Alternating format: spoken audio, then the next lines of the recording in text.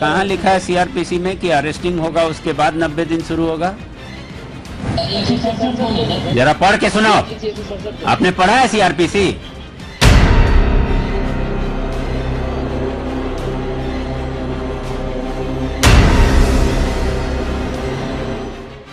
इसका नाम नोट करो जरा। ऐसे लोगों को तो अब सेवा में रहने की जरूरत नहीं है। जिसको सीआरपीसी आता नहीं है, आप क्या इन्वेस्टिगेशन करेंगे? तो आपने ट्रेनिंग में नहीं पढ़ा ये सब चीजें? एक कहावत है कि ऊंट भी कभी पहाड़ के नीचे आता है। पूर्व मुख्यमंत्री रघुवर दास के प्रधान सचिव सुनील वर्णवाल के खिलाफ दर्ज की गई PIL पद का दुरुपयोग कर अपनी पत्नी, ससुर और रिश्तेदारों को पहुंचाया बेहतर पदों पर। कहा जाता है कि ऊंट भी कभी पहाड़ के नीचे आता है। कमोवेश यही स्थिति झारखंड में दिख रही है। झारखंड में पूर्ववर्ती सरकार के समय दबंग रहे IAS अधिकारियों के खिलाफ अब झारखंड हाईकोर्ट में जनहित याचिकाएं दर्ज होने लगी हैं।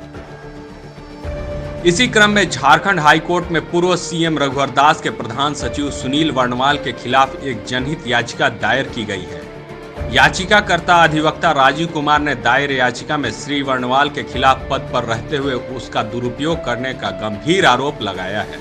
याचिका में मुख्यमंत्री के प्रधान सचिव और खान सचिव रहते हुए निजी खनन कंपनियों को लाभ पहुंचाने की बातें कही गई हैं। इसके अलावा यह कहा गया है कि श्री वर्णवाल ने अपनी पत्नी ऋचा संचिता को झारखंड सरकार का सरकारी वकील बनवाया।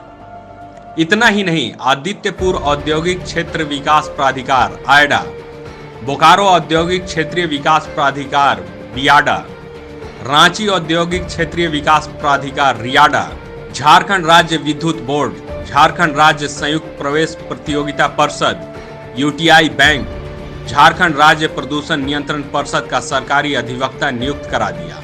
इतना ही नहीं, खनन कंपनियों में भी सलाहकार बनवाने में इनकी भूमिका अहम रही। प्रधान सचिव रहते हुए अपने ससुर TP वर्णवाल को झारखंड राज्य फार्मेसी काउंसिल का अध्यक्ष बनवा दिया। इतना ही नहीं, अपने एक रिश्तेदार अरविंद प्रसाद को झारखंड राज्य विद्युत नियामक आयोग का अध्यक्ष बनवाने में भी इनकी भूमिका महत्वपूर्ण रही। खनन सचिव रहते हुए शाह ब्रदर्स को लाभ पहुंचाने का काम भी इनके द्वारा किया गया था। फिलहाल यह मामला ACB में लंबित है।